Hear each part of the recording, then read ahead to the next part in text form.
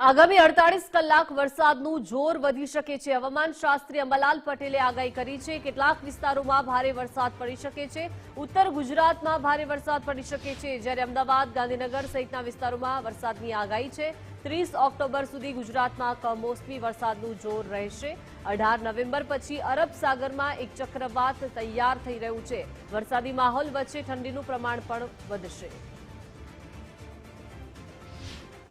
હજુ આગામી 48 કલાકમાં સૌરાષ્ટ્રના કેટલાક ભાગો ઉપરાંત લગભગ પૂર્વ ગુજરાતના ભાગોમાં વરસાદ થવાની શક્યતા છે।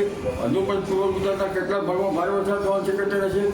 આગામી 48 કલાકમાં અમદાવાદ, સાણંદ તેમજ નડિયાદ, વડોદરા, પંચમહાલ અને ઉત્તર ગુજરાતના કેટલાક ભાગમાં ભારે વરસાદ થવાની શક્યતા છે।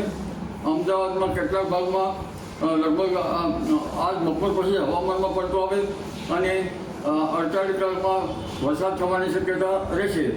આ ઉપરાંત લગભગ મહેસાણાના ભાગો, બનાસકાંઠાના ભાગો, સાબરકાંઠાના ભાગો, અરવલ્લીના ભાગોમાં પણ વરસાદ થવાની શક્યતા રહેશે। લગભગ 30 ઓક્ટોબર સુધી આ વરસાદ થવાની શક્યતા રહેશે। પશ્ચિમી વિક્ષોભની અસરના કારણે ત્યારબાદ લગભગ ઉત્તર ભારતમાં મહત્તમ ઉષ્ણ તાપમાનમાં ઘટાડો થશે। કોઈ ભાગમાં 4 ડિગ્રી સેલ્સિયસ જેટલું ઘટી શકે, કોઈ ભાગમાં ઉત્તર ભારતમાં 10 ડિગ્રી સેલ્સિયસ જેટલું મહત્તમ ઉષ્ણ તાપમાન ઘટતા ઠંડીનો ચમકારો જણાશે। 30 ઓક્ટોબરથી 2 નવેમ્બર સુધીમાં કોઈ ભાગમાં વરસાદ રહેવાની શક્યતા રહેશે।